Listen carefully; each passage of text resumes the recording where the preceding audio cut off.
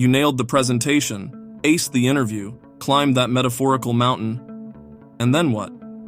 That tiny voice in your head starts chirping, maybe you just got lucky. They'll find out you're a fake. Ever felt that way?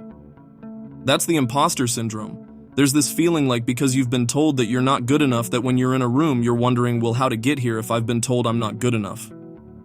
Women feel it oftentimes because society says you shouldn't be doing that, right? So you feel like an imposter in your own life.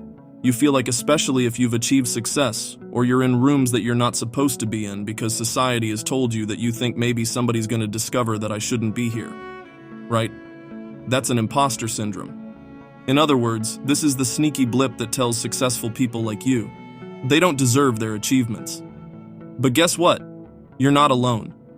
Many celebrities have their experience with imposter syndrome. For Michelle Obama, am I good enough to have all of this? Am I good enough to be the First Lady of the United States? And I think that many women, and definitely many young girls of all backgrounds, walk around with that question. But how I overcame that is how I overcome anything: hard work. So whenever I doubted myself, I just told myself, let me put my head down and do the work. And I would let my work speak for itself.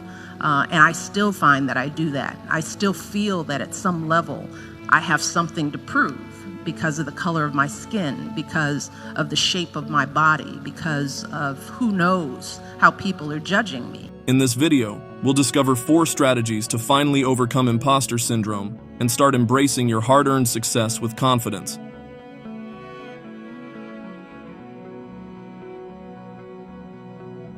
The first key step in conquering imposter syndrome is a powerful realization: the truth that no one belongs in that room, that position, or at that level more than you do. It's a perspective shift that the former First Lady Michelle Obama wants us to fully embrace. As Michelle Obama so eloquently explains, because society says you shouldn't be doing that, right? So you feel like an imposter in your own life. You feel like, especially if you've achieved success or you're in rooms that you're not supposed to be in because society has told you that, you think maybe somebody's going to discover that I shouldn't be here, right? That's imposter syndrome. Too often, we internalize the idea that certain achievements and positions of influence are simply not meant for people like us. And when we defy those societal expectations and find ourselves in rooms and roles we've been told we shouldn't occupy, the imposter feelings can be absolutely crippling. But here's the plot twist that Michelle wants you to savor. There are a lot of people who don't belong there. And every table, I thought it was me. And after a little bit, I was like, nope, it's him.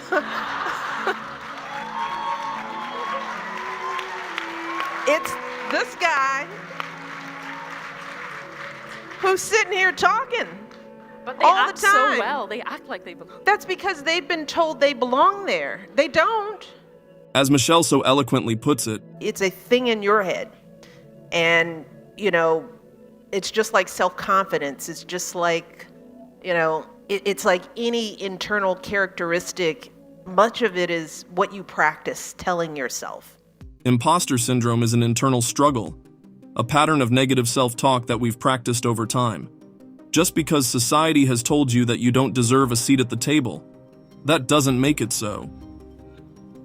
You are exactly where you need to be, doing exactly what you are meant to do. So, the secret is to take a moment to reflect on your own remarkable achievements and experiences. Whatever path has brought you to where you are today, know that you have earned your place at this table, perhaps more than anyone else.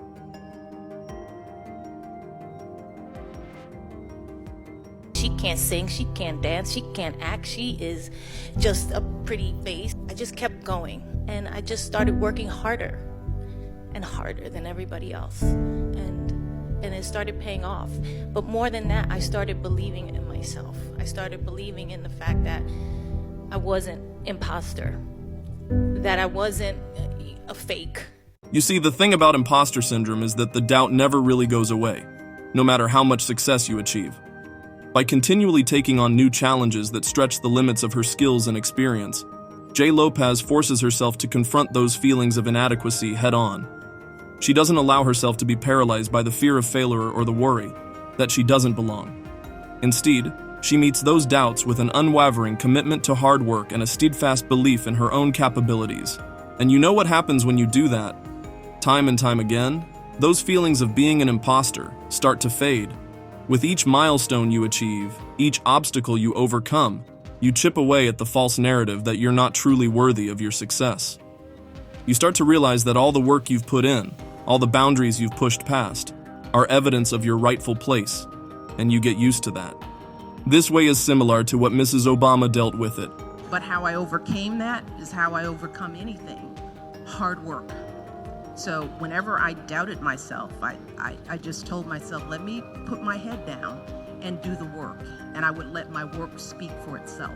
The takeaway is that don't shy away from the things that make you feel like an imposter.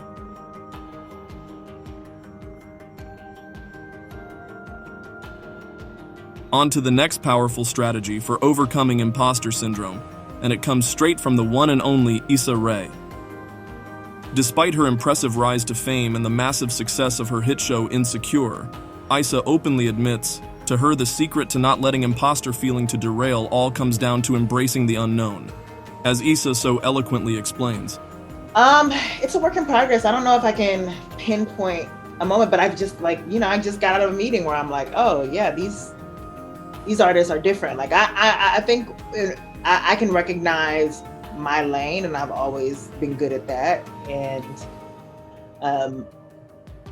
I still have moments where I'm like, okay, well, let me just sit back and observe and watch, because this is not my ministry, and that's okay.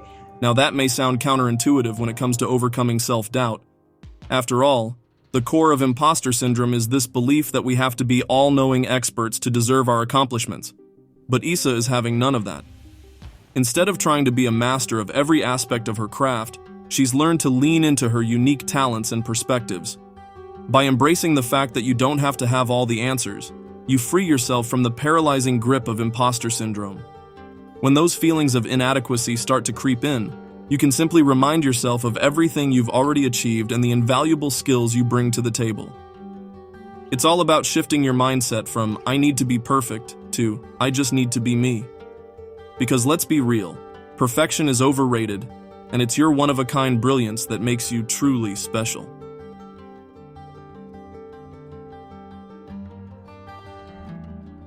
As cliché as it might sound, there's a reason why talking about your struggles with imposter syndrome is consistently cited as one of the most effective ways to conquer self-doubt. And that reason has a name: Rachel Brosnahan. This Emmy-winning actress, known for her starring role in The Marvelous Mrs. Maisel, has openly grappled with the nagging feelings of fraudulence that can strike even the most accomplished individuals. You see, the insidious thing about imposter syndrome is the way it can make us feel utterly isolated in our self-doubt. We convince ourselves that we're the only ones wrestling with these thoughts, that everyone else has it all figured out. But the reality is that up to 70% of people will experience imposter syndrome at some point in their lives. That's why Rachel emphasizes the importance of talking to someone and sharing your experiences. This is what she had to say.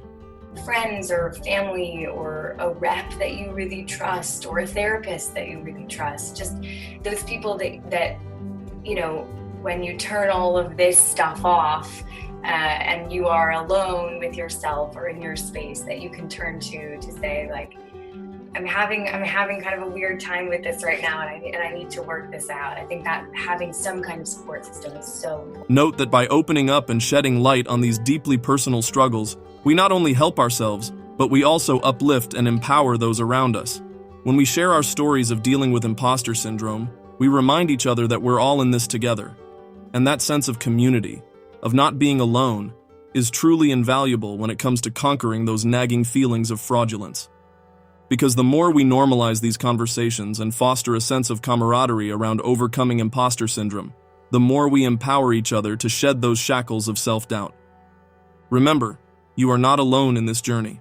Don't forget to like and subscribe. Thank you for watching.